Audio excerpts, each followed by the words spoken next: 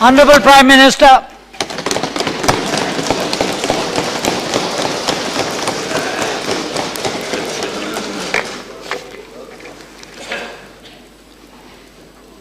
आदरणीय सभापति जी, आदरणीय राष्ट्रपति जी के उद्बोधन पर धन्यवाद प्रस्ताव पर यहाँ विस्तार से चर्चा हुई है। मैं भी आदरणीय राष्ट्रपति जी के अभिभाषण पर धन्यवाद प्रकट करने के लिए उपस्थित हुआ हूं और इस सदन को भी प्रार्थना करने के लिए उपस्थित हुआ हूं कि हम सब सर्वसम्मति से आदरणीय राष्ट्रपति जी के अभिभाषण को, इस धन्यवाद प्रस्ताव को पारित करें। चर्चा में सभी आदरणीय सदस्यों ने विस्तार से मार्गदर्शन किया है। मैं सबका आभारी हूं। एक बात सही है कि ये सदन काउंसिल ऑफ स्टेट्स है। हम में से कई सदस्य ऐसे होंगे जब उस राज्य का प्रतिनिधित्व किया होगा तब उस राज्य की जनता का मूड एक होगा और आज उस राज्य की जनता का मूड दूसरा है। वहां राजनीतिक परिस्थितियां बदल चुकी हैं, जनता ने निर्णय बदले हैं और उस अर्थ में काउंसिल ऑफ स्टेट्स के हिसाब से उन राज्य की जो भावनाएं हैं, वहां की जो सरकार है उसकी भावनाएं हैं, जो कि वहां की जनता ने चुन करके बिठाई है, उसका प्रतिनिधित्व यहां होना बहुत आवश्यक भी है, स्वाभाविक भी है।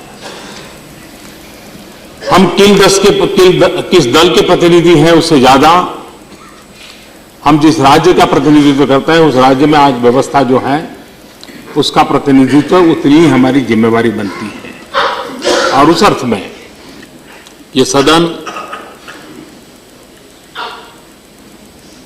जनमत का भी आदर करेगा। ये सदन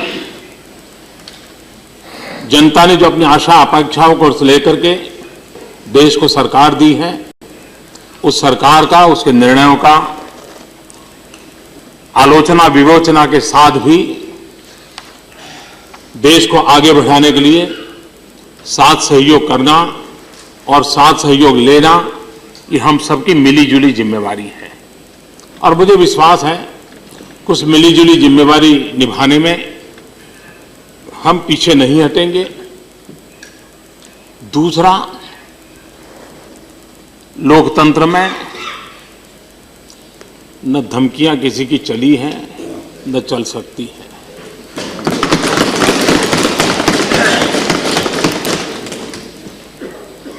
मुझे 14 साल तक गुजरात में हर दिन जेल भेजने के जैसा चिट्ठी आया करती थी। याद खड़ा हुआ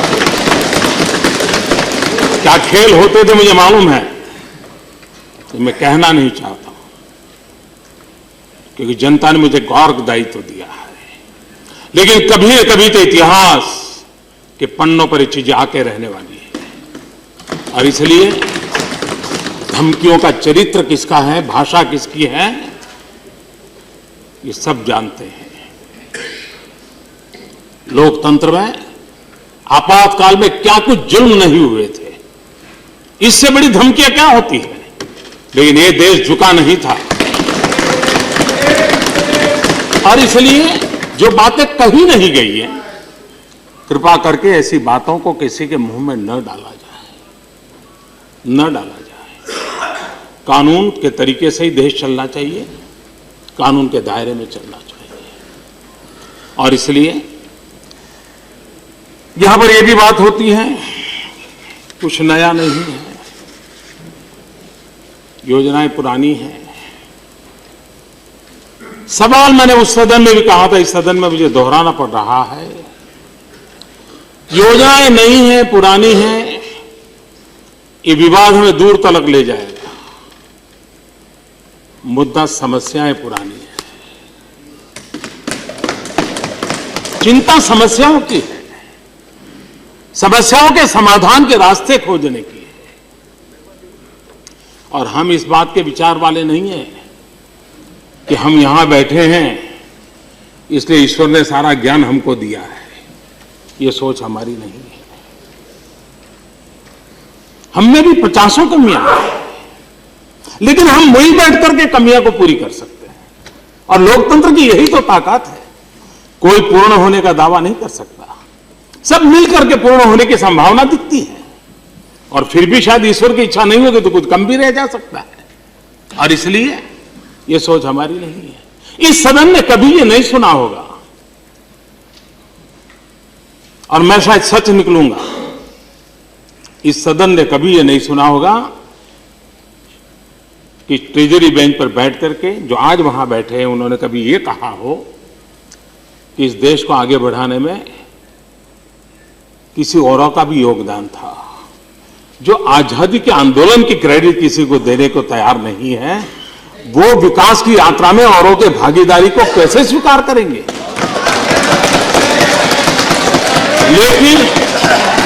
लेकिन मैं हूं जिसने मैंने लाल किले पर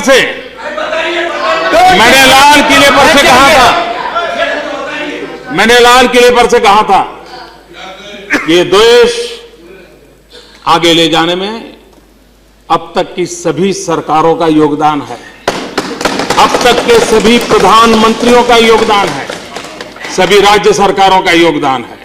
इसी सदन में मेरे पिछले भाषण को देख लीजिए, इन्हीं शब्दों को मैंने जिम्मेवारी और गर्व के साथ कहा हुआ है। हम ये नहीं मानते हैं, और हम तो ये भी सोच नहीं रखते हैं कि देश का जन्म 1947 15 अगस्त को हुआ था। ये हमारी सोच नहीं है। ये देश सदियों से, सहस्त्र वर्षों से बना हुआ है।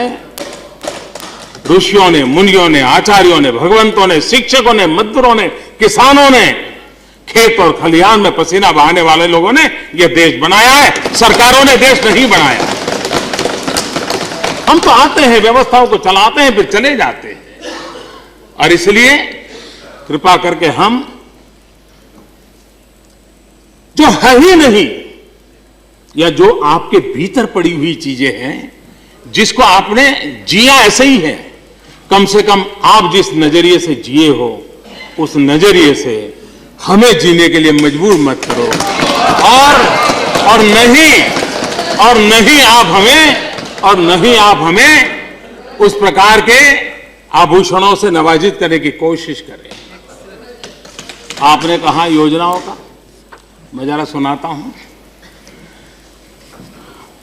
मैं बहुत लंबा जा सकता हूं, 84, 86 तक जा सकता हूं, लेकिन मैं उतना समय नहीं लूंगा।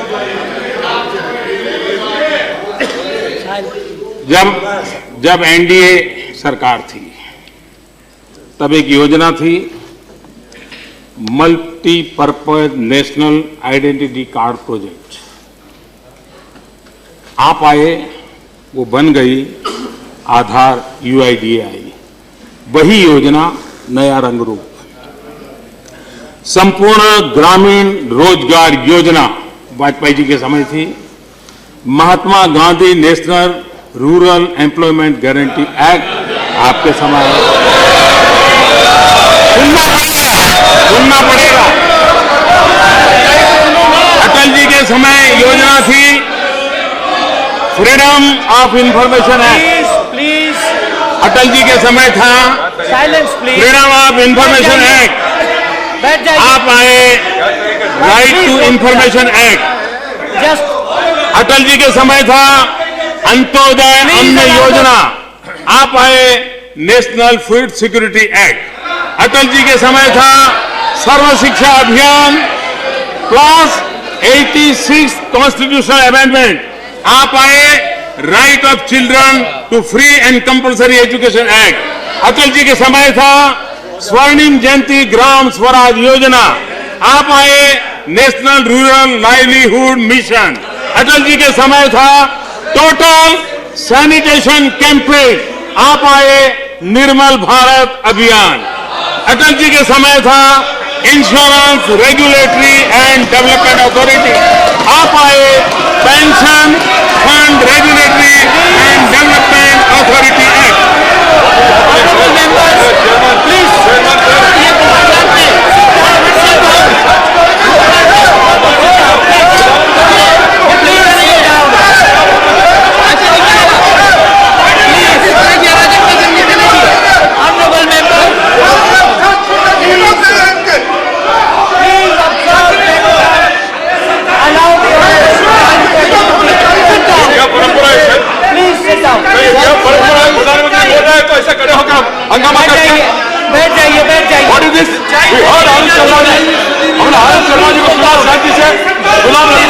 शांति से गुलाम नबी जी, आनंद शर्मा जी बोल रहे थे, हम लोगों ने शांति से सुना है। मर्यादा होना चाहिए, देश का प्रधानमंत्री है। सच कड़वा होता है। Please sit down. Truth is unfaultable, please understand. Please do not disrupt, allow the honourable prime minister to proceed.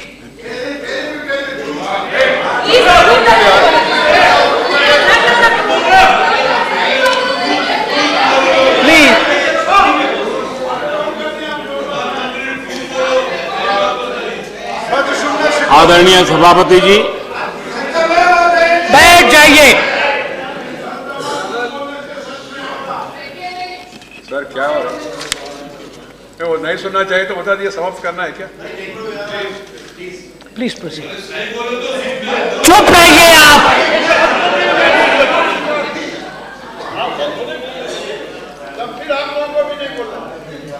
आदरणीय सभापति जी,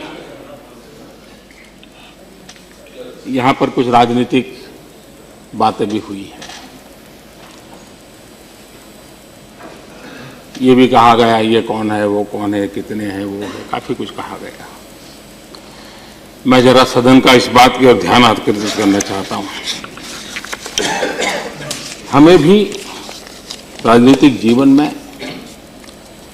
परसेप्शन के आधार पर निर्णय करने से कैसी गड़बड़ें होती हैं, वो आप जानते हैं कि आप कहां से कहां पहुंच गए हैं। और इसलिए सच्चाई की धरातल को भी राजनीतिक जीवन में समझना बहुत आवश्यक होता है। हमारे लिए भी आवश्यक होता है, आपके लिए भी आवश्यक होता है। सिर्फ परसेप्शन के आधार पर नहीं चल सकते। अभी मैं वेंकैया जी का भाषण सुन रहा था, वो कह रहे थे कि सबसे ज्यादा किसान हमारे हैं, सबसे ज्यादा दलित हमारे हैं, वगैरह वगैरह, वो बता रहे थे। आप देखिए, आज लद्दाख तो बीजेपी रिप्रेजेंट करती है, तो कन्याकुमारी भी बीजेपी रिप्रेजेंट करती है। कच्छ अगर बीजेपी रिप्रेजेंट करती है तो अरुणाचल प्रदेश बीजेपी रिप्रेजेंट करती है, अरुणाचल बीजेपी रिप्रेजेंट करती है। और इसलिए आप कच्छ से लेकर गन्नाबान तक जाइए। कभी आप सोचते थे कि तो हिंदी बेल्ट के लोग हैं, आप देखते हैं हम साउथ में भी सरकार बनाने में कभी सफल रहे हैं। आप ये भी जानते हैं, कभी कभी ये भी हम पर आरोप लगाया जाता कि ये उच्च वर्ण के लोग ही इस पार्टी में हैं। मुझे देखने के बाद अब शायद अपना विचार बदलना पड़ा होगा। जहां पर ज्यादा आदिवासी जनसंख्या ऐसे जो कुछ राज्य हैं, उसमें से महाराष्ट्र हो, मध्य प्रदेश हो, छत्तीसगढ़ हो, झारखंड हो, राजस्थान हो, गुजरात हो, जहां मैक्सिमम आदिवासी राज्यों है, उनमें से ये राज्य है। और वहां पर आदिवासी समाज ने भारतीय जनता पार्टी को सत्ता दी है। आपको ये भी मालूम है कि गोवा, जहां निर्णायक वोट ईसाई समाज के हैं, वहां भारतीय जनता पार्टी पूर्ण बहुमत से राज कर रही है। नागालैंड, जहां अधिकतम वोट ईसाई समाज के हैं, वहां भारतीय जनता पार्टी सरकार में है। जम्मू कश्मीर, जहां पर मुस्लिम वोट निर्णायक है, वहां आज हम सत्ता में भागीदार हैं। पंजाब, जहां सिख समाज निर्णायक है, वहां हम कई वर्षों से सत्ता में थे। ये सारे क्षेत्र वो हैं, और इसलिए हम भी कभी धरातल पर रह करके सोचे कि भारतीय जनता पार्टी का व्याप पहुंच, उसका क्षेत्र विकास कहां कहां हुआ है, और इसलिए जिन परसेप्शन को लेकर के आप बातें करते रहते हैं वो बहुत पुरानी बातें हैं। कभी कभार ये कहने को बड़ा सरल होता है। पुराने जमाने में हमारे सीताराम जी के जो पूर्वज थे वो यही बताते थे लोगों को, देख वो गाड़ी चल रही है ना, उसमें पेट्रोल नहीं जल रहा है, तुम्हारा खून जल रहा है। ये डायलॉग सुने हैं हमने, बहुत सालों से सुने हैं, और उन्हीं डायलॉग पर आज भी हम चले। वक्त बदल चुका है, वक्त बदल चुका है, और इसलिए मैं जरा पूछना चाहता हूं, मेरा प्रधानमंत्री जी से उनकी सारी बात से सहमत होते हुए एक बात निवेदन करना चाहता हूं। चाहे इनका राज है और चाहे आपका राज है, हिंदुस्तान के संविधान में जो कमजोर तबकों को विधानसभा लोकसभा में तो वो आए हैं, वो इस तरफ पहले आते थे, हमारी तरफ आते थे, अब आपके साथ हैं। लेकिन हिंदुस्तान में बड़ी संख्या में जो सामाजिक विषमता को मिटाने के लिए जो हमारे संविधान में आर्थिक और सामाजिक विषमता बराबर के खेल हैं, सामाजिक विषमता के मामले में भारत सरकार के जितने भी विभाग हैं, चाहे एजुकेशन वाले, चाहे मेडिकल के किसी विभाग में देख लीजिए, यदि पिछड़ी जात से लेकर के दलित और आदिवासी लोगों की क्या दुर्गति है और कहां पहुंचे हैं वो, ये सामाजिक विषमता को यदि आप दृष्टि में नहीं रखेंगे तो यहां की संख्या से देश नहीं बदलेगा, हिंदुस्तान धरती से बदलेगा। और धरती की थोड़ी बहुत संख्या आएगी तो निश्चित तौर पर जो लोग आरक्षण से लाभ नहीं पा रहे हैं उनको आपके आने के बाद हम निवेदन करना चाहते हैं कि आप इस काम को कर सकते हैं। यही मैं आपसे कहना चाहता हूं। शरद जी ने मेरे दिल की बात बता दी और मैं उनका आभारी हूं। और कभी आपको मौका पड़े तो एक किताब है सामाजिक समरसता, आप उसको जरूर पढ़िए, जिसमें आपको चाहिए जो आपके भाव है उसकी विस्तार से मैंने व्याख्या की है और आपको आनंद होगा। मैं वो आनंद आपका होगा ऐसा नहीं कह रहा हूं।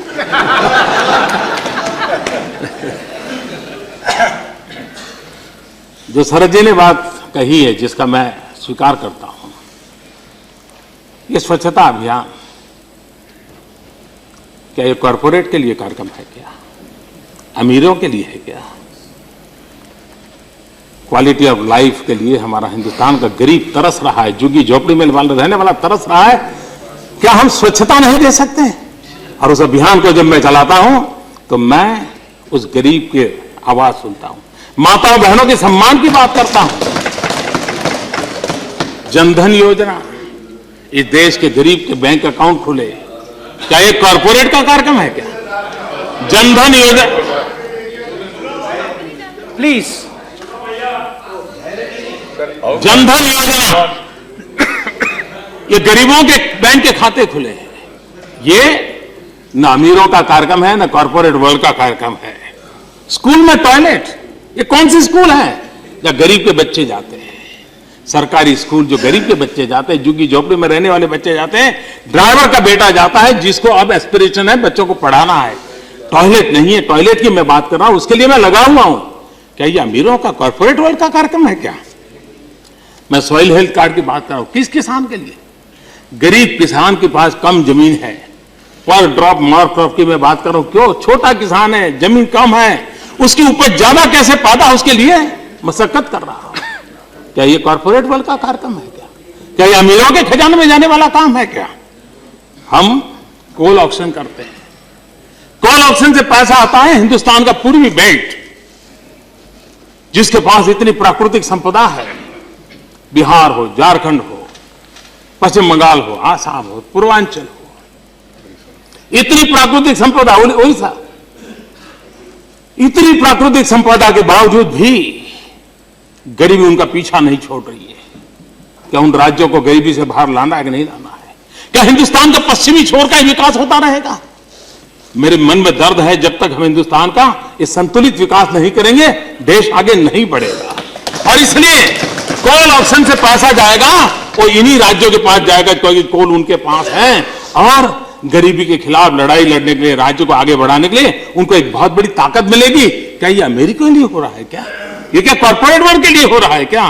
गंगा सफाई, इस देश की 40% जनसंख्या डायरेक्ट और इनडायरेक्ट रूप से गंगा के साथ जुड़ी हुई है। आर्थिक दृष्टि से गंगा सफाई किसी के लिए श्रद्धा का विषय हो सकता है, गंगा सफाई किसी के लिए एनवायरमेंट का विषय हो सकता है, लेकिन गंगा सफाई एक बहुत बड़ा इकोनॉमिक प्रोग्राम भी है, एक आर्थिक चेतना जगाने वाली ताकत रखता है। ये वहां के इलाके के गरीब से गरीब लोगों के आर्थिक जीवन में बदलाव लाने का एक बहुत बड़ा साधन बन सकता है। ये सरकार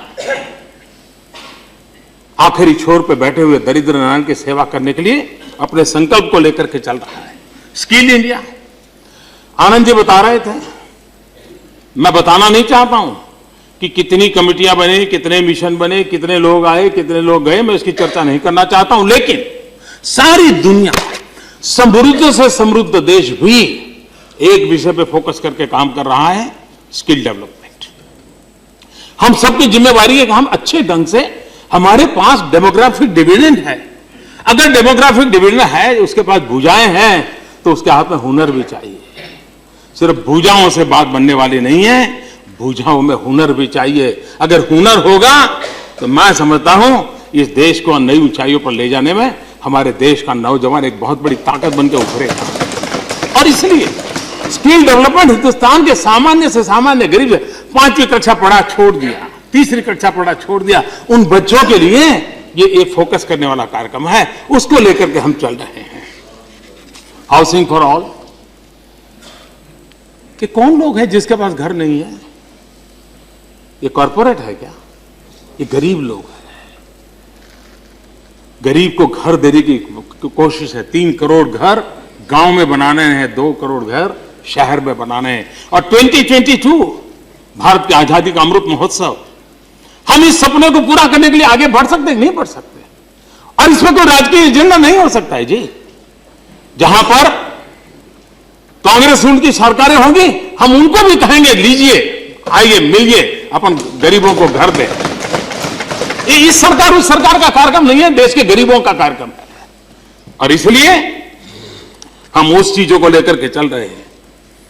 मैं मानता हूं कि हम गरीबों को लेकर के जिन बातों को कर रहे हैं, उसको अगर आगे बढ़ाने में आपका पूरा सहयोग रहेगा।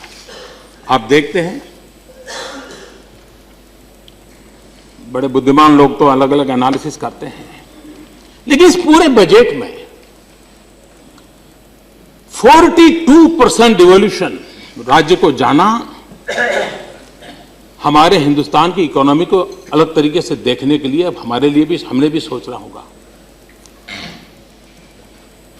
अब देश के विकास की हम बात करेंगे तो राज्य की संपदा और राष्ट्र की संपदा, इस मिलाकर के हमको योजनाओं को एक परिप्रेक्ष्य में देखने का समय आ चुका है।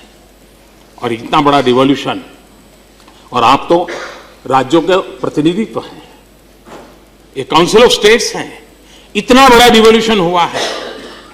वे पैसे इंफ्रास्ट्रक्चर में जाएं, विकास में लगे, आप देखिए वहां की इकोनॉमी जनरेट होना शुरू हो जाएगा। और मैं आग्रह करूंगा, आप माननीय सदस्य राज्यों को रिप्रेजेंट करते हैं, इतनी बड़ी अमाउंट जब राज्यों के पास गई है तो उस अमाउंट का उपयोग सच्चे अर्थ में विकास में हो।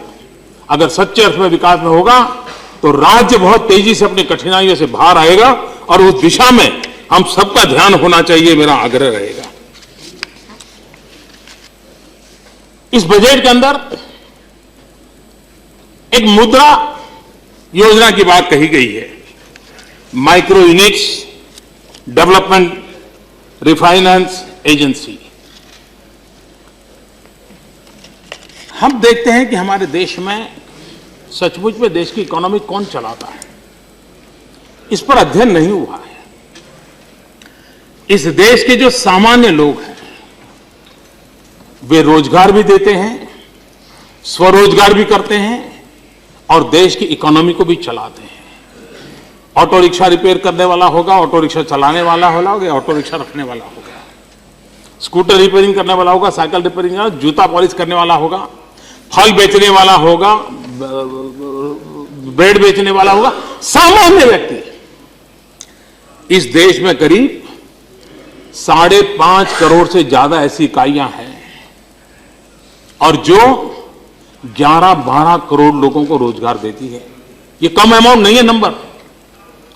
उनकी क्षमता है, एक को रोजी देते हैं या 2 को देते हैं, रोजगार देने की उनकी क्षमता है। लेकिन ये सेक्टर ऐसा है कि उसको अगर पैसा चाहिए तो कोई व्यवस्था नहीं है जहां से उसको पैसा मिले। 120% ब्याज से वो साहूकार के घर जाता है, पैसे लेता है और आधी जिंदगी उसकी ब्याज देने में चली जाती है। पहली बार ये सरकार इस योजना को लेकर के आई है मुद्रा की, जिसके तहत इसी वर्ग को धन मिलेगा, उसकी इंस्टीट्यूशनल अरेंजमेंट होगी और उसके कारण वो अपने आर्थिक विकास को आगे बढ़ाएगा। और मैं मानता हूं देश को आर्थिक प्रगति पर ले जाने वाले जितनी और पहलू है, ये बराबरी के साथ खड़ा रहेगा यूनिट और देश को नई ऊंचाइयों पर ले जाए। एक ऐसा नया क्षेत्र है जिस पर हमने फोकस किया है और मुझे विश्वास है कि नई ऊंचाइयों पर ले जाने में तो फायदा करेगा। ये लोग वो कौन है? करीब 54% लोग ग्रामीण क्षेत्रों में ये व्यवसाय करते हैं, छोटा मोटा अपना कारोबार चलाते हैं। 46% शहरों में है। और इसमें ये जो काम करने वाले लोग हैं उसमें 60%, मोर देन 60% या तो वो शेड्यूल कास्ट के हैं या शेड्यूल ट्राइब के हैं या ओबीसी के हैं। यानी ये समाज का इतना पिछड़ा वर्ग है जिसकी ओर हम अगर ध्यान देंगे, मैं समझता हूं कि वो बहुत बड़ी मात्रा में अपना काम उसको आगे बढ़ा सकता है और हम इसको रोजगार देने की दिशा में प्रयास कर रहे हैं। अब तक जो इनको इंस्टीट्यूशनल फाइनेंस होता था,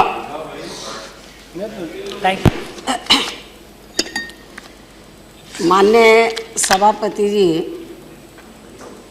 माननीय प्रधानमंत्री जी ने जो खास तौर से रोजगार के संबंध में जो सबसे ज़्यादा फायदा वीकर सेक्शन के लोगों को होने का जो बताया गया है, तो इस संबंध में मेरा माननीय प्रधानमंत्री जी से ये कहना है कि परम पूज्य बाबा साहब डॉक्टर भीमराव अम्बेडकर के अथक प्रयासों के कारण तो देश में SC ST और OBC के लोगों को, पहले SC ST के लोगों को, बाद में आर्टिकल 340 के तहत OBC के लोगों को मंडल कमीशन की रिपोर्ट के तहत इनको आरक्षण की सुविधा मिली, शिक्षा में, सरकारी नौकरियों में और राजनीति में।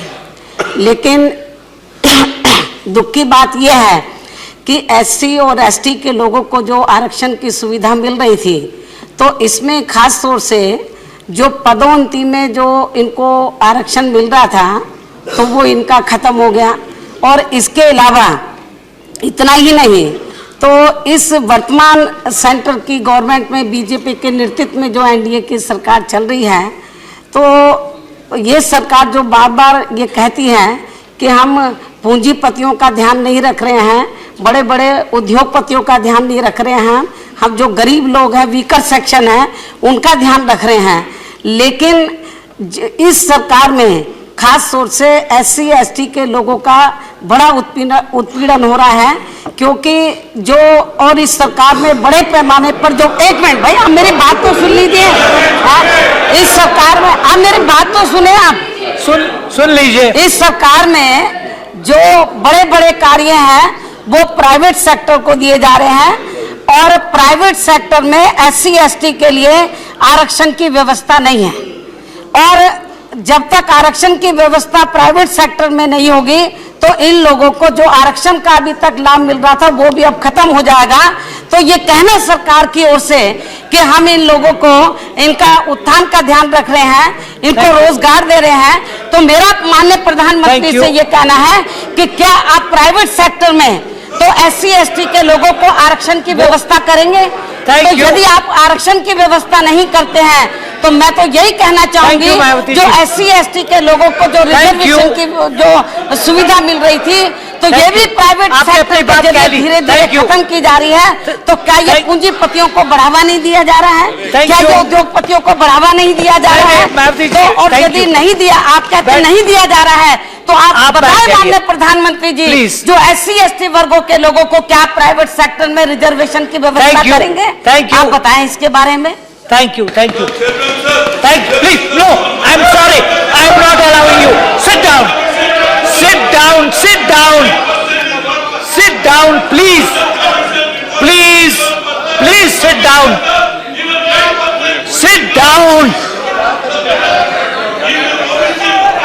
would be compelled to take action against you. आदरणीय सभापति जी, ये वरिष्ठ सज्जनों का सदन है। यहाँ अनुभवी लोग हैं, तपस्वी लोग हैं, देश को बहुत कुछ दिया है ऐसे लोग हैं। मैं बहुत नया हूं, आप हमारी रक्षा कीजिए जी।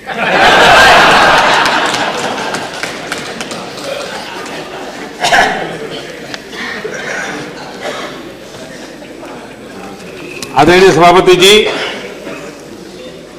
125 करोड़ लोगों में से 29 करोड़ लोग, 29 करोड़ लोगों के पास लाइफ इंश्योरेंस है और केवल 19 करोड़ लोग ऐसे हैं जिनके पास एक्सीडेंटल डेथ कवर इंश्योरेंस का है।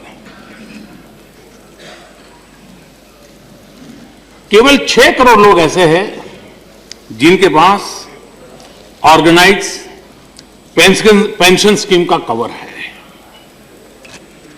इसके अलावा बीपीएल कैटेगरी में 3 करोड़ विधवा हों या तो वरिष्ठ नागरिक हो जिनको 300 रुपया से लेकर के 1500 रुपये तक आज पेंशन की व्यवस्था है। अपने आप में इतने बड़े देश में ये व्यवस्था बहुत सामान्य है। हम एक बहुत बड़ी समस्या का समाधान करने के लिए एक बहुत बड़े कदम उठाने के लिए प्रयास कर रहे हैं और मैं मानता हूं कि प्रधानमंत्री सुरक्षा बीमा योजना के तहत, प्रधानमंत्री जीवन ज्योति योजना के तहत और अटल पेंशन योजना के तहत हम समाज के सभी वर्गों को स्पर्श करने के लिए प्रयास कर रहे हैं और बड़ी आसान सी व्यवस्था हम करना चाहते हैं। प्रति मास सिर्फ 1 रुपया और 18 से 70 आयु के लोगों के लिए और उसके द्वारा हम 2 लाख रुपए का एक्सीडेंटल डेथ कवर बीमा। मैं समझता हूं कि हमारे देश में जिस प्रकार की अवस्था है, ये गरीब से गरीब व्यक्ति की चिंता करने का प्रयास है। प्रधानमंत्री जीवन ज्योति योजना साल भर के 330 रुपया यानी प्रतिदिन ज्यादा से ज्यादा 1 रुपया उसको, और वो भी 18 से 50 साल की उम्र के लोगों के लिए जिसमें कोई मेडिकल टेस्ट कराए बिना उसका इंश्योरेंस होगा। और ये स्वाभाविक क्रम में भी मृत्यु हो जाए तो भी उसको 2 लाख रुपए का बीमा उपलब्ध होगा उसके परिवार में। अटल पेंशन योजना, पेंशन राशि के विकल्प में किसी को अगर 60 साल के बाद 1000 रुपये पेंशन चाहिए, 2000 चाहिए, 3000 या 5000 चाहिए, जितना पेंशन चाहिए उसके हिसाब से ये योजना काम करेगी।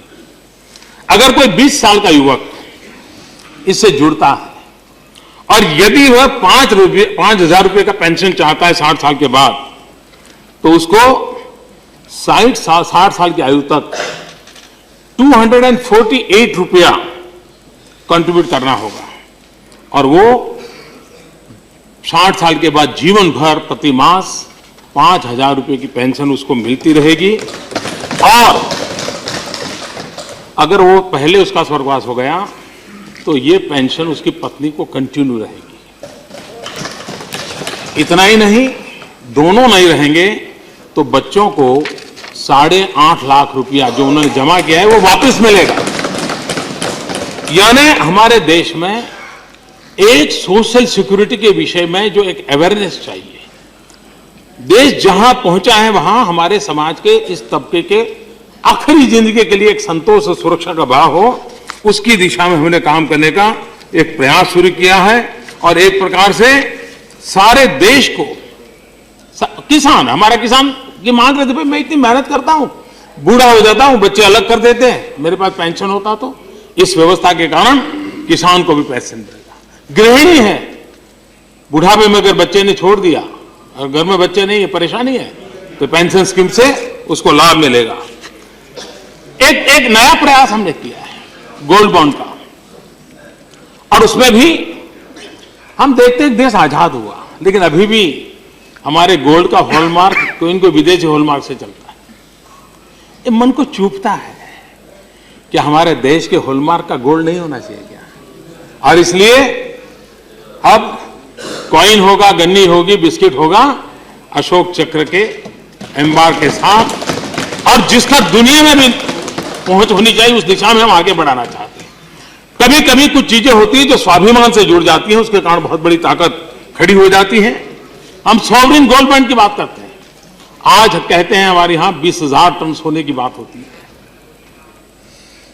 अब हमारे आनंद शर्मा फिर खड़े हो जाएंगे, वो कहेंगे मोदी ने 20,000 टन कहा था, दिखाएं। मैं कहता हूं कि ऐसा कहा जाता है, ऐसा कहा जाता है। प्लीज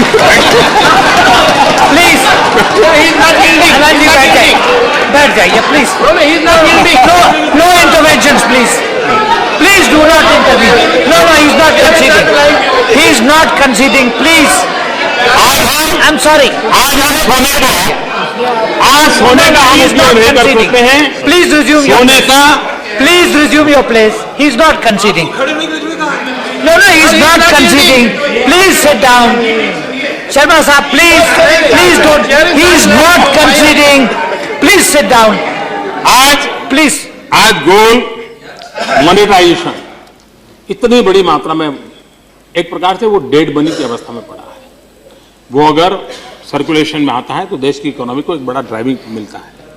और इसलिए हम चाहते हैं, पहले नियम था कि आधे किलो से कम नहीं, अब कोई नियम नहीं रखना चाहते हम। थोड़ा सा भी हो रखो, पैसे लो और अपना गाड़ी आगे बढ़ाओ। मैं समझता हूं इसके कारण बहुत बड़ी मात्रा में ये जो हमारा डेड मनी एक प्रकार से गोल्ड के रूप में पड़ा है, एक बहुत बड़ा इकोनॉमी को बूस्ट मिलेगा। उसी प्रकार से हम सोवरिन गोल्ड बॉन्ड के लिए आगे बढ़ना चाहते हैं। जरूरी नहीं कि आप मेटल प्रत्यक्ष लें, आप कागज के रूप में भी गोल्ड ले सकते हैं, और जब कागज वापस देंगे उस समय का जितना गोल्ड होता होगा वो आपको मिल जाएगा। एक प्रकार से इंपोर्ट एक्सपोर्ट की जो हमारे इम्बैलेंस रहता है उसको भी बैलेंस करने के लिए उसके कारण प्रयास होगा। एक ऐसी योजनाएं हैं जिसके कारण मैं समझता हूं कि काफी लाभ होगा। एक बात निश्चित है, देश में अच्छी स्थिति लाने के लिए अच्छी नीति की भी जरूरत है, अच्छी रीति की भी जरूरत है।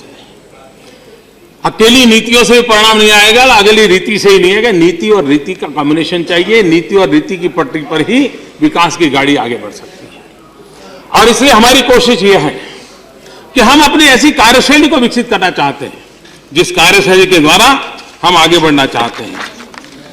यहां पर श्रीमान गुलाम नबी जी ने भी और श्रीमान आनंद जी ने भी अफसरों के तबादले को लेकर के बड़ी पीड़ा व्यक्त की, और मैं देख रहा हूं जैसे पानी में चना सूखता है ऐसे सूख रहे हैं लोग। इतना दर्द हो रहा है इनको कि ट्रांसफर हो गई। मैं जरा कहना चाहता हूं, उपदेश देने से पहले जरा हम भी आईने में देख लें अपने आप को। 2004 में आपकी सरकार बनी थी। 2004 में सरकार बनते ही आपने एक पल के विलंब बिना कैबिनेट सेक्रेटरी को हटा दिया था। आपकी 2004 में सरकार बनी थी, आपने सीनियरिटी को छोड़ करके फॉरेन सेक्रेटरी की नियुक्ति की थी। 2004 में आपकी सरकार बनी थी, आपने पल भर में होम सेक्रेटरी को निकाल दिया था। 2004 में आपकी सरकार बनी थी, आपने महत्वपूर्ण डिफेंस सेक्रेटरी को पल भर में निकाल दिया था। इतना ही नहीं, आपने अपमानित करके गवर्नरों को अंधेरे में रख करके निकाल दिया था। हमने ये काम नहीं किया। और गुलाम नबी जी, आप तो हेल्थ मिनिस्टर, आप हेल्थ मिनिस्टर थे जब आप ही के विभाग का एक सेक्रेटरी पोलियो के लिए यूएन का सम्मान प्राप्त कर रहा था।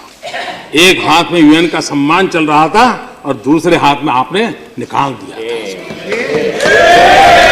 और इसलिए हम क्या क्या खोलना चाहते हैं तय करें। मैं नया हूं लेकिन खजाना बहुत बड़ा है, और इसलिए हम उस दिशा में जाना चाहते हैं कि नहीं जाना चाहते वो हम तय करें। और इसलिए हम कहते हैं कि भाई हमारी कोशिश ये है, गुड गवर्नेंस हमारा प्रयास है। यहां पर यह भी बात आई कि भाई कुछ हमारे समर्थकों के मुंह से भी आती है, कुछ हमारे प्रति अच्छा भाव रखने वालों का भी आता है, और कुछ विशेष प्रेम करने वालों का भी आता है। और मुझे तो विशेष प्रेम करने वालों को प्रेम बहुत मिला है। जमीन पे कुछ नजर नहीं आता है। मोदी जी की बात तो बहुत अच्छी है, मोदी जी सोचते अच्छा है, लेकिन जमीन पर कुछ नजर नहीं आता है। मैं अपने साथियों को कहना चाहता हूं, अब लंबे अरसे तक सत्ता में रहे हैं, और सत्ता का एक नशा होता है, भगवान करे हम बच जाएं। और जब सत्ता का नशा होता है तब सर काफी ऊंचा रहता है, और जब सर ऊंचा रहता है झुकने की आदत छूट जाती है, और जब झुकने की आदत छूट जाती है तब जमीन दिखती नहीं। और इसलिए जितना झुकोगे उतना ही जुड़ोगे। और इसलिए मैं जो जमीन की बात पूछना चाहते हैं उनको कहना चाहता हूं, काम कैसे होता है। रेलवे सरकार की, हाईवे सरकार के, लेकिन दोनों के बीच इतना टकराव चलता था कि 350 से अधिक प्रोजेक्ट हाईवेज के रेलवे मंजूर नहीं करती थी, या रेलवे के प्रोजेक्ट हाईवे मंजूर नहीं कर रहा था। किसी को रोड क्रॉस करके रेल ले जानी है, और किसी को रेल क्रॉस करके हाईब्रिज ओवरब्रिज बनाना है। 350 और कई सालों से हम आए, हमारे ध्यान में आया, हमने दोनों डिपार्टमेंट को बिठाया, साइलो को खत्म किया, दोनों के बीच एमओयू किया, और मुझे आज खुशी है इसका ऑनलाइन पोर्टल बना है, ऑनलाइन क्लियरेंस दिया जाता है। 350 सालों से अटके हुए सारे प्रोजेक्ट क्लियर हो गए दोनों डिपार्टमेंट में, और कोई भी प्रपोजल आएगी 60 दिन में क्लियर करना तय कर दिया गया। 60 दिन के भीतर जो काम अभी प्रोसेस में है, आज सिर्फ 22 प्रोजेक्ट हैं जो प्रोसेस में है। ये है गुड गवर्नेंस, ये है काम होना। आप देखिए, मैं जरा आपको हिसाब देता हूं जमीन पे क्या होता है। 2000 यूपीए के समय की मैं बात करता हूं, पर डे 7.4 किलोमीटर का हाईवे का अवार्ड होते थे, और 5.2 किलोमीटर पर डे अचीव होता था। हमारे 9 महीने का हिसाब दे रहा हूं जी, आनंद जी, हम पर डे 18 किलोमीटर का अवार्ड देते हैं, और अब तक का रिपोर्ट है 10.1 किलोमीटर पर डे हम अचीव करते हैं। डबल काम कैसे चलता है, सरकार नीचे जमीन पर कैसे दौड़ती है। Railway 2013-14 new line and UPA 390 kilometre, new line 9 man NDA 2 410 kilometre. 2013-14 gauge conversion 585 kilometre, 9 महीने हमारे 700 किलोमीटर। यूपीए डबलिंग 675 किलोमीटर, हमारा 810 किलोमीटर। कहने का तात्पर्य यह है कि अगर हम जमीन के साथ जुड़े तो जमीन पे क्या चल रहा है वो अपने आप पता चलने लग जाएगा, ये मुझे पूरा विश्वास है।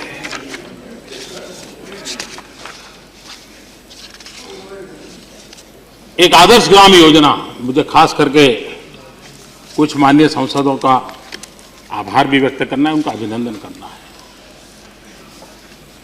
करीब 660 सांसदों ने इस काम को आगे बढ़ाया है और बड़े मनोयोग से आगे बढ़ाया है। कुछ लोगों की जो मुझे जानकारी, ऐसे ही मुझे उल्लेख करना अच्छा लगता है, खास करके मैं आदरणीय मोतीलाल जी की बात करना चाहूँगा। मोतीलाल जी वोरा, मोहाली, उन्होंने उस गांव को इतना बढ़िया सा काम किया है जी छत्तीसगढ़ में। उन्होंने सभी राशन कार्ड धारकों को जन धन के अकाउंट खुलवा दिए और खुद ने इंटरेस्ट लिया, आधार कार्ड से जोड़ दिया और सरकारी वितरण की दुकान की निगरानी और चौकसी कमेटियों का निर्माण किया है ताकि पीडीएस सिस्टम का लाभ गरीब से गरीब को मिले। ये आदरणीय मोतीलाल जी ने इस काम को लागू किया। यानी किस प्रकार से हमारे आदरणीय सांसद रुचि लें तो एक नया मॉडल गांव के लिए विकसित हो रहा है। मेरे पास कईयों की जानकारी है। मैं देखा हमारे पार्लियामेंट के श्रीमान कामाख्या प्रसाद जोरहाट से, उन्होंने आईसीडीएस और मिड डे मील उसकी निगरानी के लिए काफी परफेक्ट व्यवस्था बनाई ताकि बच्चों को अच्छा खाना मिले। हमारे श्रीमान अशोक जी, हमारे उड्डयन मंत्री, उन्होंने भी आंध्र के अंदर एक गांव जो उन्होंने दत्तक लिया, लोग शराब पीते थे और वातावरण ऐसा बनाया कि जिसके पास शराब की दुकान का लाइसेंस था उसने सामने से होकर के कह दिया कि मैं सरेंडर करता हूं लेकिन मैं इस गांव को शराब मुक्त करूंगा। अगर हम लोग चाहें आदत ग्राम योजना को किस प्रकार से हम आगे बढ़ा सकते हैं, मैं समझता हूं कि इसको हमने सबका सहयोग रहेगा तो ये काम आगे बढ़ेगा। लेबर के संबंध में आपको मालूम होगा कि कई वर्षों से हमारे मजदूर ने जो पसीना बहा है उसके करीब 27,000 करोड़ रुपीस, 27,000 करोड़ रुपीस, आप अमाउंट छोटी नहीं है, उसका कोई लेने वाला ही नहीं है। क्यों? तो किसी के 50 रुपया है, किसी के 100 रुपया है, किसी को 200 रुपया है और वो बेचारा मजदूरी एक जगह पे करता था, अब दूसरी जगह पे चला गया, वापिस वो 50-100 रुपये लेने के लिए जाना, उसके ज्यादा जाने का खर्चा होता है। और इसी के कारण कुछ लोग बेचारे का स्वर्गवास हो गया। कोई हिसाब किताब नहीं है, सरकारी खजाने में 27,000 करोड़ रुपया मजदूरों के पैसे पड़े।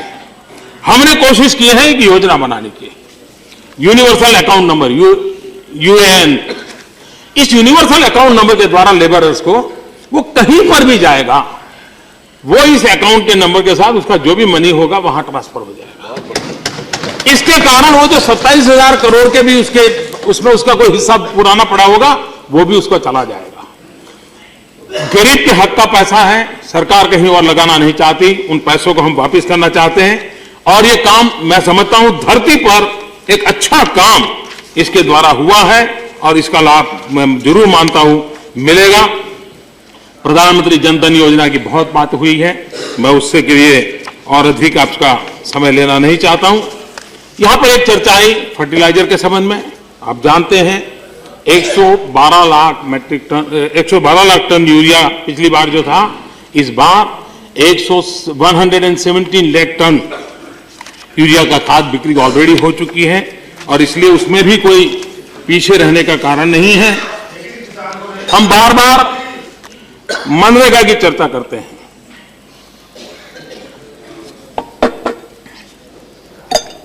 मैंने उस सदन में जो कहा है उसको रिपीट नहीं करता हूं क्योंकि वो बात अच्छी तरह रजिस्टर हो गया है, बात पहुंच गई है। अब देखिए, मैं एक थोड़ा आधार कार्ड जिसकी चर्चा होती है वो और मनरेगा, मुझे कंपैरिजन आलोचना करने के लिए नहीं करनी है, लेकिन मेरे में हिम्मत है कहने की और मेरे संस्कार भी है कि पुरानी सब सरकारों का कोई न कोई योगदान है, तभी तो देश यहां पहुंचा है। हो सकता है कि जहां पहुंचना चाहिए वहां पहुंचने में रुकावटें आई होगी, उसमें भी योगदान होगा, लेकिन ये आधार कार्ड जिसकी चर्चा होती है, यूपीए के 45 महीने में 45 महीने करीब 3.5 साल 7 करोड़ आधार आधारित हस्तांतरण हुए। एनडीए के 9 महीने में 17 करोड़ हुए। कहां 45 मंथ्स और कहां 9 मंथ्स। यूपीए के 45 महीने में 5,000 आधार नंबर मनरेगा के साथ लिंक किए गए। एनडीए के 9 महीने में 8 लाख उसके साथ जोड़ दिए गए। कहां 5,000 45 महीने का और कहां 9 महीने का 8 लाख। यूपीए के 45 महीनों में 1.7 करोड़ आधार जॉब कार्ड के साथ जोड़े गए थे। हमने 9 महीने में ये काम 5 करोड़ लोगों तक पहुंचाया। कहां 1.7 और कहां 5। और इसलिए कभी कभार धरती पर, मैंने कहा, नीति और रीति दोनों की पटरी पर ही विकास होगा। हम मनरेगा की बात करते हैं, 100 दिन रोजगार की हमने गारंटी की बात कही है, गरीब परिवार को कही है। गरीब परिवारों को 100 दिन रोजगार अधिकार के सामने 2013-14 में एवरेज 42.5 दिन ही रोजगार मिला है। 42.5 यानी 50% भी नहीं पहुंचे हैं। 100 दिन की रोजगारी कितनों को मिली 2013-14 में? ओनली 6.35%। हमने, और सबसे बड़ी बात, यूपीए ने सुप्रीम कोर्ट में जब ये विषय आया मनरेगा का, तो स्वीकार किया है कि मनरेगा में 5 साल में जो 1 लाख करोड़ रुपया खर्च किया गया, हमारे पास उसका कोई ऑडिट रिपोर्ट नहीं है। ये सुप्रीम कोर्ट में दायर की गई आपकी एफिडेविट। अब मुझे बताइए कि हम योजनाओं, उसकी चर्चा, वाहवाही, नियम कानून बड़े सब ठीक है। देश को आवश्यकता है, जो भी अच्छा है उसको हम धरती पर उतारें, गरीब के घर तक पहुंचाएं, सामान्य से सामान्य व्यक्ति के जीवन के बदलाव लाने का प्रयास करें। और आप देखेंगे 9 महीने में आप देखेंगे कि सरकार का प्रयास उस दिशा में है। यहां पर आदरणीय मायावती जी ने बुंदेलखंड की चर्चा की थी। बुंदेलखंड के 2 हिस्से हैं, मध्य प्रदेश में भी हैं, उत्तर प्रदेश में भी है। और मध्य प्रदेश के 6 जिलों के लिए 3,760 करोड़ रुपए दिए गए थे। उत्तर प्रदेश के 7 जिलों के लिए 3,506 करोड़ रुपए दिए गए थे। मध्य प्रदेश में 96% अमाउंट खर्च की गई। उसका परिणाम क्या आया? बुंदेलखंड का मध्य प्रदेश का हिस्सा, उसका परिणाम यह आया कि गेहूं के उत्पादन में 1629 किलोग्राम प्रति हेक्टेयर से 2323 किलोग्राम तक वो गेहूं उत्पादन को ले गए। सिंचाई में इन पैसों से उन्होंने 1,42,000 हेक्टेयर जमीन को सिंचाई के अंदर जोड़ा। दूध उत्पादन वहां 9 लाख लीटर था, वो 9 लाख टन था, जो 12 लाख टन तक वो ले गए। 561 मिल्क कोऑपरेटिव सोसाइटियों को उन्होंने प्रारंभ किया। पेयजल आपूर्ति में 40 लीटर प्रति व्यक्ति से 55 लीटर तक वो पहुंचा के ले गए।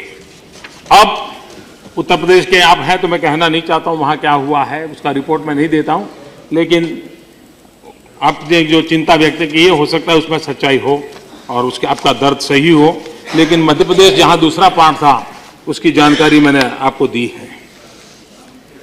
यहां पर बंगाल की भी चर्चा हुई। मैं जरा, जो लोग एक बहुत बड़ा वैश्विक विचारधारा लेकर के, इंपोर्टेड आइडियाज लेकर के देश चलाने के लिए कोशिश करना चाहते हैं,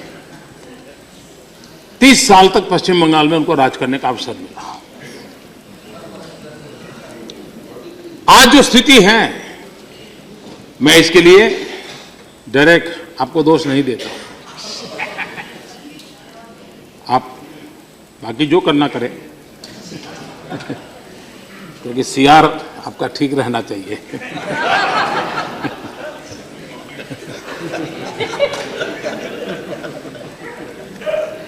तीस वर्षों में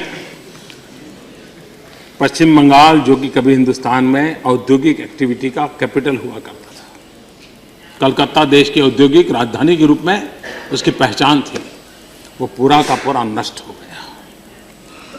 कृषि विकास बहुत तेज गति से बढ़ने वालों में पश्चिम बंगाल था। 30 साल में वो माइनस तक पहुंच गया। इंडस्ट्रियल आउटपुट बंगाल का हिस्सा 1980 में 10% था, जो 4% आ गया। 1976-77 में कुल फैक्ट्रियां में से 7.6% बंगाल में थी, जो 2008-9 में सिर्फ 4% हो गई। Please, no, resume your place. Please do not intervene. Do not intervene. Please sit down. Agriculture growth. No, please sit down. 1966 Please to sit down. 76. Please sit down. 1966 to 76. Agriculture sit growth down. in Pashchim Bengal Please sit was down. 17.3% की वृद्धि हुई थी और 2001-07 में 7.8% रह गई। 2007 में NSS national sample survey में पाया गया कि स्टारवेशन में स्थिति बंगाल में सबसे ज्यादा थी। 60% स्कूलों में बालिकाओं के लिए He's not conceding. 60% स्कूलों में बालिकाओं के लिए फंक्शन टॉयलेट है, Please. जबकि नेशनल एवरेज He's not 75% है।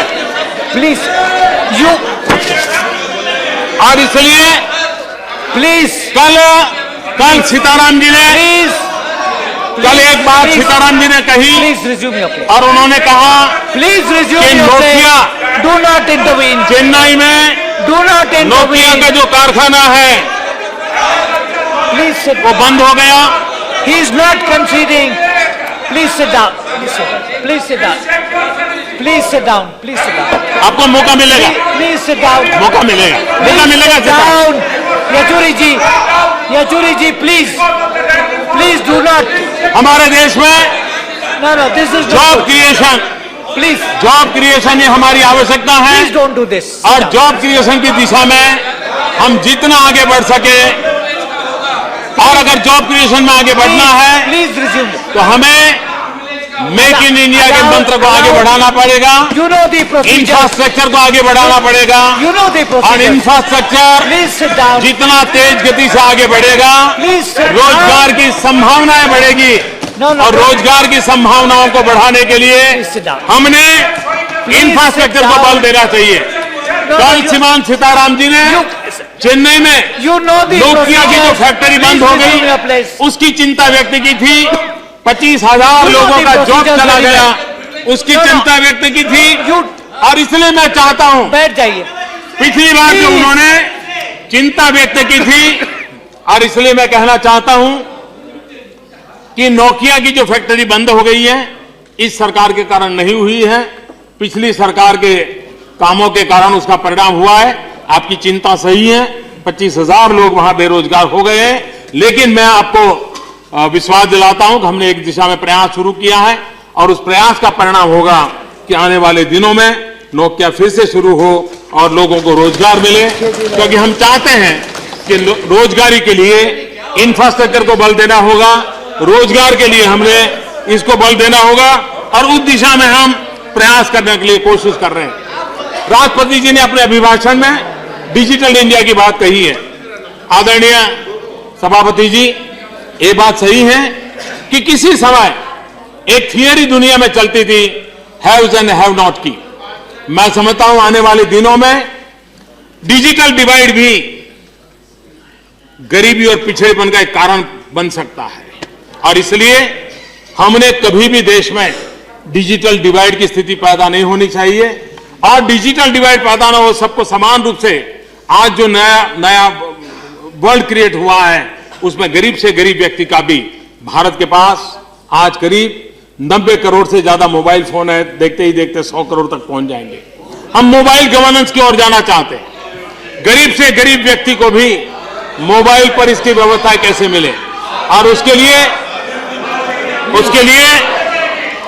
उसी प्रकार से डिजिटल इंडिया की जब बात करते हैं नॉर्थ ईस्ट में जहां के नौजवानों को अंग्रेजी अच्छी तरह बोल सकते हैं, अंग्रेजी भाषा में पढ़े लिखे हैं, क्या हमारे बीपीओ सेंटर्स हैदराबाद, बेंगलोर, मुंबई, चेन्नई, अहमदाबाद ही चलने चाहिए कि हमारे नॉर्थ ईस्ट के इन नौजवानों के पास भी जाने चाहिए? हमारी कोशिश ये है कि कि उस दिशा में हम जाएं ताकि हमारे नौजवान को भी हम रोजगार की व्यवस्था करें। ब्लैक मनी के संबंध में सबने काफी चिंता जताई है। यही एक विषय है जो कुछ समय पहले कोई छूने को तैयार नहीं था, बोलने को तैयार नहीं था, हम ही बोलते रहते थे और उस समय अनेक प्रकार के आंकड़े आते थे। और मैं मानता हूं कि जिस समय सुप्रीम कोर्ट ने कहा एसआईटी बनाओ 2011 में, अगर उसी समय एसआईटी बना देते, उसी समय कार्यवाही शुरू करते, तो जो सपना हम देख रहे हैं कि इतने रुपये आते और इतने रुपये जाते, ये संभव होता। लेकिन वो समय इसलिए नहीं किया गया एसआईटी, किसी को बचाने का इंटरेस्ट था। अगर उस समय एसआईटी बन जाती और उस समय प्रक्रियाएं हुई होती तो रुपये आने जाने का जो समय मिला है वो समय नहीं मिलता। और मैं मानता हूं अभी भी देश ने एक एक पाई वापस लानी चाहिए। हम काले धन के लिए आवश्यक जो भी कानूनी व्यवस्था करनी चाहिए करते हैं। इतना ही नहीं, G20 समिट का बात हो, स्विट्जरलैंड के साथ डायलॉग की बात हो, अमेरिका के साथ एमओयू करने की बात हो, दुनिया के देशों के साथ इंफॉर्मेशन एक्सचेंज के लिए हम एमओयू करते चले जा रहे हैं। एक के बाद एक नए देश जुड़ रहे हैं, क्योंकि इंफॉर्मेशन के बिना लड़ाई नहीं लड़ पाएंगे। दूसरी तरफ भारत के नागरिकों को विदेश में उनकी कोई भी संपत्ति हो, धन हो, उसकी जानकारी देने के लिए कानूनी बंधन अब शुरू हो जाएगा और इसलिए चीजें प्रकट होगी और उसी में से हम देश का काला धन वापस लाने का हमारा संकल्प है। उस प्रक्रिया को हम पूरा करेंगे और हमने करना चाहिए। यहां पर हमारे सभी आदरणीय सदस्यों ने भूमि अधिग्रहण की चिंता की है।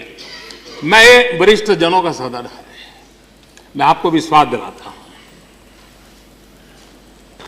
इस प्रावधान में किसानों के खिलाफ कोई भी बात हो, मैंने डे वन से कहा है, हम करेक्ट करने के लिए तैयार हैं। लेकिन जो हुआ है उसमें कमियां हैं, क्योंकि वो करने वाले में हम भी थे। हम ये मना नहीं करते कि हमने नहीं किया है।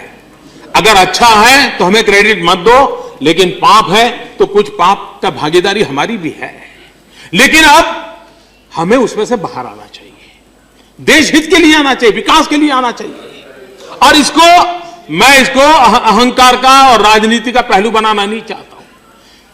प्रधानमंत्री कृषि सिंचाई योजना को सफल करना होगा, किसानों को पानी पहुंचाना होगा, तो इरिगेशन के लिए हमें जमीन लगेगी।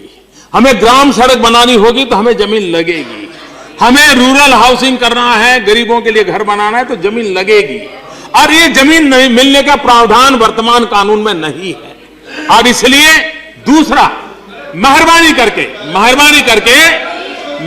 करके एक अपप्रचार हम न फैलाएं कि कॉम्पनसेशन कम होने वाला है। कॉम्पनसेशन के विषय को तस्सू भर भी हाथ किसी ने नहीं लगाया और नहीं लगने वाला है। जितना कॉम्पनसेशन तय हुआ है वही होगा। और इसलिए कृपा करके हम ये न करें। लेकिन कानून यहां बना 13 में, हुआ क्या? 14 के जनवरी में लागू हुआ। हरियाणा में जुलाई महीने में, जबकि वहां कांग्रेस की सरकार थी, उसने इसी कानून के तहत जो रूल्स बनाए, वो रूल्स के अनुसार ये कॉम्पनसेशन देने से उन्होंने मना कर दिया। इतना ही नहीं, महाराष्ट्र कांग्रेस की सरकार, कानून बनाया हमने। इसका मतलब यह हुआ कि राज्यों के लिए इस कानून के तहत काम करना मुश्किल। मैं कांग्रेस बीजेपी की बात नहीं कर रहा हूं, मुश्किल है, उनको कठिनाई महसूस हो रही है। अगर हम और इसलिए सभी राज्यों ने अपनी व्यथा, और ये तो काउंसिल ऑफ स्टेट्स हैं, राज्यों के रक्षा करना ये आपका भी दायित्व है। और इस सदन की पहली जिम्मेवारी है कि राज्यों ने जो भावनाएं व्यक्त की हैं कि हम पर यह कानून बोझ बन गया है, हमारी कठिनाइयां दूर करें। इस नए कानून से राज्यों की आशा आकांक्षा के अनुसार परिवर्तन लाने का प्रयास हुआ है। कानून रहेगा, कमियां दूर करनी है, उसमें भी कोई कमी है वो भी दूर करनी है। और मैं आपको निमंत्रण करता हूं, आप आइए, सहयोग कीजिए और हम मिलकर के हमारे देश की विकास यात्रा को आगे बढ़ाए। और हम कितने ही बुद्धिमान क्यों ना हो, लेकिन जिस कानून ने 1894 से 2014 तक 120 साल तक इस देश का विकास भी किया, इस देश के किसान की सेवा ही की, अचानक रातों रात वो सब बेकार हो जाता है, ऐसा नहीं है। हमारे देश के किसानों की चिंता करनी है, उसको सुरक्षा करनी है, उसको सुरक्षा मिलनी चाहिए पूरी तरह, उसका पूरा प्रोटेक्शन होना चाहिए, लेकिन हम सबको मिलकर के उसको आगे बढ़ाना चाहिए।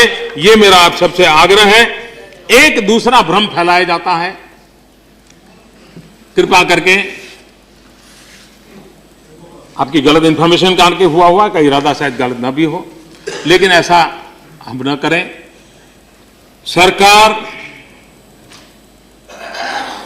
खाद्य सुरक्षा के संबंध में जो कवरेज 67% लोगों का है, गरीबों का, उसमें से कुछ भी कम करने का सरकार का निर्णय नहीं है। कृपा करके कोई कहता है 67 का 40 हो जाने वाला है, मैं मानता हूं कि ऐसा कुछ नहीं है। और कृपा करके इस प्रकार के भ्रम न फैलाए जाए और हम लोगों को तकलीफ न करें। ये जो डिवैल्यूएशन हुआ है, उनको जो काम दिया गया था वो था फूड कॉर्पोरेशन ऑफ इंडिया का रिस्ट्रक्चरिंग। देखिए, रिपोर्ट तो 50 प्रकार की सरकार में आती है, आप भी देते हैं, रिपोर्ट के आधार पर नहीं होता है। सरकार अपना निर्णय बताती है, सरकार का निर्णय मैं आपको बताता हूं, और मैं मानता हूं कि आप सरकार के निर्णय से जुड़े हुए लोग हैं। दूसरी बात है, इस नए डिवैल्यूएशन के कारण, 42% डिवैल्यूएशन के कारण पश्चिम बंगाल को, डायरेक्ट जी, पश्चिम बंगाल को 22,000 करोड़ रुपया ज्यादा मिलेगा, आंध्र प्रदेश को 15,000 करोड़ रुपए ज्यादा मिलेगा, ओडिशा को 8,000 करोड़ रुपया ज्यादा मिलेगा। उसके साथ साथ उसके साथ साथ मैं सारा बता सकता हूं, लेकिन अभी तो मैं 3 का ही लाया हूं। सारा बजट स्पीच में है, सारा तेलंगाना भी आ जाए, सबको मिल रहा है, सबको 42% मिल रहा है, सबको मिल रहा है। अब सबसे बड़ी बात, खनीज की रॉयल्टी, खनीज की रॉयल्टी, खनीज की royalty, You know the procedures. खनीज की रॉयल्टी 1.5 गुना बढ़ा दी गई है, जो ज्यादातर इन पूर्व के राज्यों को मिलने वाली है। इतना ही नहीं, इतना ही नहीं, जो कॉल ऑक्शन हुआ है उसके कारण जो पैसा आने वाला है वो भी स्टेट के पास जाने वाला है। अब तक 19 कोल माइंस का ऑक्शन हुआ है और 1 लाख करोड़ से ज्यादा रकम उसमें निकली है। ये रुपया भी इन राज्यों के पास जाने वाला है। आज हिसाब बढ़ता है कि राज्यों के पास टोटल जो अमाउंट है उसका बल्क 62% राज्यों के पास होगा, सिर्फ 38% केंद्र के पास होगा। एक पूरी स्थिति बन रही है प्लीज, और इसलिए you know the procedures, you know the procedures.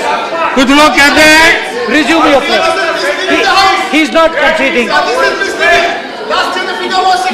You know the procedures. Mr. O'Brien, you know the procedures. आप इसको वेरीफाई कर लीजिए, वेरीफाई कर लीजिए, वेरीफाई कर लीजिए। इतना ही नहीं, यहां पर विदेश नीति की भी चर्चा हुई है। विदेश नीति में ये बात सही है, आपको विरासत में मिला है, मैं आपकी चिंता से, हाँ, नहीं वो बड़ा आपको विरासत में मिला है, नहीं आपको विरासत में मिला है, आपको विरासत में मिला है। भाई बैठ जाइए, नहीं ये आप, अरे भाई बैठ जाइए आप, प्लीज। विदेश नीति की चर्चा हुई, प्लीज बैठ जाइए विदेश नीति में। This is not your time, please sit down. दुनिया के, डोंट इंटरवीन। आज हम मान के चलें, दुनिया की पहले की जो स्थिति थी, मिस्टर येचुरी प्लीज, दुनिया की जो पहले की स्थिति थी, भाई बैठ जाइए। What is this going on? आज दुनिया अलग अलग हिस्सों में बटी हुई है। Please resume your place. पहले जिस प्रकार से, प्लीज बैठ जाइए, जिस प्रकार के खेमे थे दुनिया में, वो खेमे का रूप बदल गया है। You've had your Bharat chance के to speak. हितों की नहीं बैठ जाइए, सुप्रीम आप बोल रक्षा, चुके हैं। All यही of you हमारे have विदेश spoken. नीति के केंद्र Now बिंदु you में please है, listen. सभी सरकारों के लिए भी वही केंद्र बिंदु में बैठ होता जाइए। है, और उसी को लेकर के और दुनिया की सभी बैठ शक्तियां भारत के महात्म्य को समझे। और मैंने चुनाव के पहले भी कहा Just a था minute. और चुनाव के बाद भी कहा था, प्रधानमंत्री बनने के बाद भी कहा था, Please. वैश्विक संबंधों के संबंध में हमारी सोच साफ है कि हम दुनिया के साथ अपने रिश्ते बनाना चाहते हैं, पड़ोसियों के साथ विशेष गहरे संबंध हम बनाना चाहते हैं। और हमने ये भी कहा था कि हम दुनिया के साथ अपने रिश्ते बनाएंगे, दुनिया के साथ मिलजुल करके आगे बढ़ेंगे, लेकिन हम आंख झुका करके जीना पसंद नहीं करते और आंख दिखा करके भी दुनिया के संबंध नहीं बनते हैं। इसलिए हमारा रास्ता है आंख मिला करके दुनिया में भारत का स्थान करना। उसी दिशा में हम प्रयास कर रहे हैं। और आप सबको खुशी होगी, अभी अफगानिस्तान से फादर प्रेम का वापिस आना आतंकवादियों के कब्जे से, ये छोटी घटना नहीं है। और पिछले 9 महीने में दुनिया के भिन्न भिन्न देशों में फंसे हुए 12,000 से ज्यादा हिंदुस्तानियों को वापस लाया गया। हमारे केरल की हमारी नर्सिस बहनें आतंकवादियों से वापस क्या होगा, सबके लिए सांस अद्दर हो गए थे, वो वापस लाने में सफलता मिली है।